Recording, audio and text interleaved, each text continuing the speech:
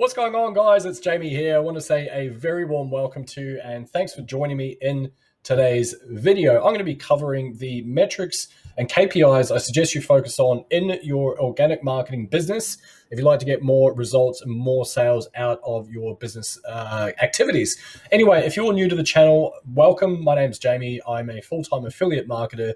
I'm a digital ad strategist. I'm also a coach for a program. Got over 600 students absolutely crushing it with their affiliate marketing business at the moment. If you'd like to learn more about what we're up to, there's a link in the description, and love for you to subscribe if you'd like to learn more about affiliate marketing from a no BS perspective. All right, let's get started. So what should you be focusing on in terms of the numbers in your business if you're an organic marketer?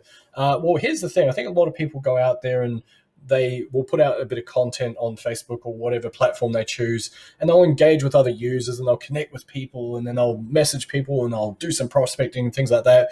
But what tends to happen in my experience from a lot of the students that I deal with is there's sometimes a little bit of a disconnect in terms of what they are doing versus what they are bringing back in. Like, is the task that they're focusing on a revenue producing task?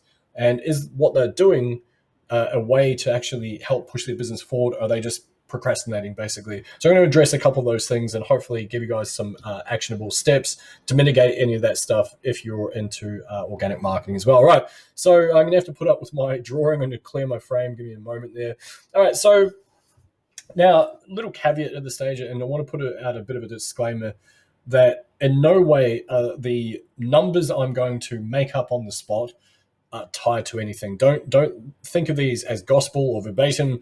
They are just random things I have thrown out there. Okay, so don't think, oh well, Jamie said. By all means, okay, do your own testing. But it's a way to get you to reframe some of these ideas in your head in order to be able to start focusing on those key metrics, like I say. So let's have a look at the scope of organic marketing. Now, the very first part of it is, of course, you need to have an audience, right? So number one, and I'm just going to put A there. Wow, that was whatever that is. That's an A. That's how I draw my A's, okay? No, just kidding. That's an A. Well, even that's not. Looks more like a hanger, I guess. Anyway, you get the point. A for audience, right? So you need to be building your audience. Now, a lot of people have they've disputed the fact that you need to keep adding friends if you're doing Facebook organic marketing. They've disputed the fact that you need to somehow communicate with people. They assume that everything's going to get done in your content. And yes, I will throw it out there and say that you can do the bulk of your selling through your content. You can do, once you get to a certain point, the majority of your sales purely through your content, and just clean up a few bits and pieces and a few questions in your messenger, nothing more, right? I get that. But for everyone else that's at the starting blocks, there is no way around hustling up. You have to find a way to build your audience. The way to do that, and the way that I recommend, is you go into groups, you go into pages, you go into relevant places online that are relevant to the program that you're promoting and, of course, the niche that you're in, and you start connecting with people. You treat people like people and you start connecting with people. Now, this part is really important, but if you can get to the point where you're adding, let's say, around about 50 new friends per day, which feels like a big number to start with, I completely understand that. Now, the reason why this is really important is because you have a limit of 5,000 friends on your profile, okay? 5,000. So what that means is that over the course, let's say a month has 30 days in it. So let's just get rid of that for a second.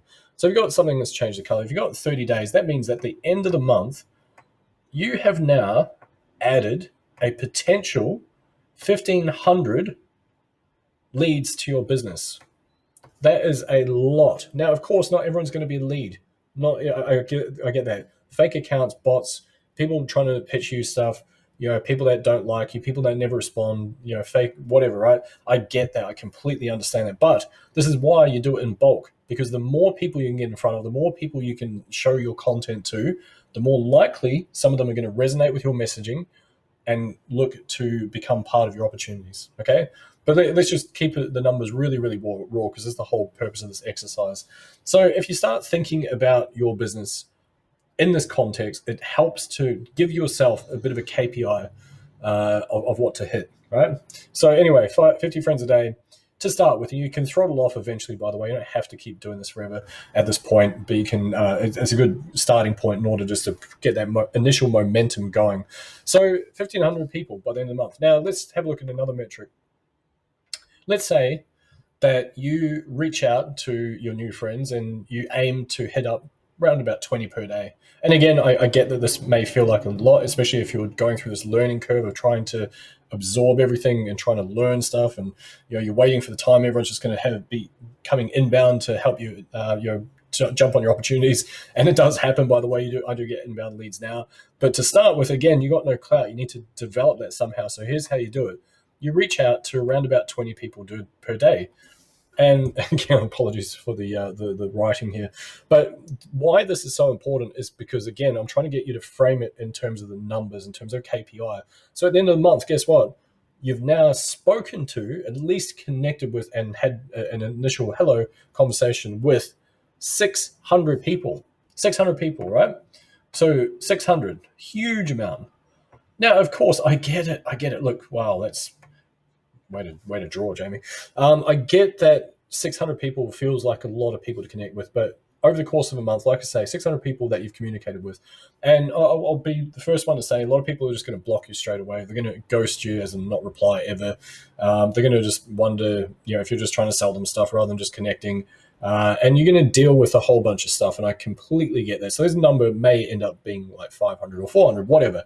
Point being is that when you are connecting with your audience in that way, and you are looking at building your audience in that way, in that, I guess, rapid succession, what tends to happen is, if we use really raw numbers, let's assume, just for argument's sake, that there is a pool of buyers, because these aren't just random people online. These are targeted people. You've gone into the groups, you've gone into the place online, you've looked at the profile, make sure that they're real, they are legit, they seem interested in the same stuff as you, all that type of thing, right? So is it feasible to assume that maybe, just maybe, there is at least 1% of those people that are buyers? Is that a reasonable KPI to assume? So let's just be conservative with this. I mean, you could probably assume they're a lot higher than that. And again, like I say, full caveat, I'm making these numbers up. I don't actually keep these metrics myself. It's just a way to frame things in your own mind when you're doing all this stuff, right? All right, so let's assume that 1%. So what's that? 6 people. There should be 6 buyers in your audience. And assuming you've got a high ticket product, which I would highly recommend you do, is completely pointless to be doing this stuff if you're selling a $7 product, because you'll burn yourself out and make no money, right? So assume that you've got a high ticket product. Is it reasonable to assume that there might be 6 buyers amongst those? Maybe more. Imagine if it was 2% conversion rate, and you had 12 buyers. That's 12 grand for when you're getting a $1,000 commission per sale. Kind of cool, right? Kind of cool way to think of it. So now, why is this also important? Because then what we can do is start working out some other metrics. So if I bring this little doofy up, it allows me a calculator. Hopefully everyone can see that.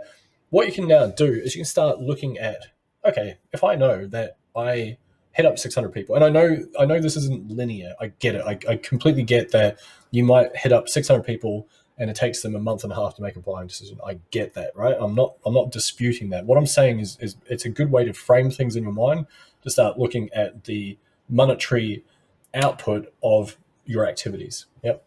Okay, so let's say, what do we say, 6 buyers, and let's say, for example, that you're making $1,000 per sale. So of course, 6 grand, which is pretty cool. So guess what? Now we go. Hopefully I'm doing this right. You wouldn't believe that it worked in finance, right? It's unbelievable. So if we connect with 1,500 people and we divide that by 6,000, I think I've got that the wrong way around. But essentially what that means is every person that we connect with, no, that can't be right, can it? Other way around, 6,000 to 1,500. Yeah, this looks a bit better. Yeah, that's way better. So now guess what? Every person we connect with now is worth $4 to us. Every single person, using this as a KPI. And you will have your own KPI. You'll figure something out. Because you'll work out, okay, I've spoken to 180 people and 3 bought, or 1 bought, or 2, whatever it is for you, right? And that just means you may need to align and improve on some of those skills that you have. But anyway, that's it. So kind of cool, right? Kind of cool way to look at it. So now, instead of you going, okay, I hope this works, I hope I'm doing the right thing, I hope this is the thing I should be doing right now. Instead, you now know that for every person that you speak to, every person that you connect with, each friend that you add is now worth $4 to you. Kind of cool, right? Kind of cool way of putting it. So let's have another look at something else. Let's go. Let's say divided by the 600 people that you've spoken to. So each conversation is now worth $10, right? $10 for every conversation that you're having. So now, instead of you just going, oh well, I was told I should reach out to 20 people per day, and I was like, gosh, I hope this works. I hope I can find someone that really wants to get on my opportunity. You can now look at it completely different. You can say every time I am reaching out to someone, I am getting paid $10. That is pretty powerful. And again, I get it. Completely made up numbers. There's outliers. I know I'm sort of oversimplifying it. I get that. But it's a way for you to start thinking in that manner. Because if you do, it means that you have there's a reason behind every time you do something. Cool, I'm gonna reach out to this person. Cool, that's an additional $10, so on and so forth. Hopefully that helps trigger a few ideas for people as well, because it's not overly complex. And then, of course, like I say, you improve certain aspects, and then, of course, your audience grows. And so some of the people that you spoke to in month 1 might end up buying in month like 5 or 6 or 7 or 8 or 9 or 12 or whatever. It's just the way that it goes. But again, you still got that thing of, cool, these are potential leads and all that sort of stuff, which is really, really powerful stuff, right? So those are the big things I suggest people focus on, because, like I say, it's part of that whole thing of treating your business exactly like I just said, which is a business. So that's it for me today, guys. I really just wanted to knock this out there. Just remember, again, these numbers are made up. And if you'd like to learn more about how I can actually assist you with your affiliate marketing business, give you the tools that you need in order to succeed online without the complex setup, without all the techie stuff, check the link below this video, hit the subscribe button, and I'll see you guys in the next one.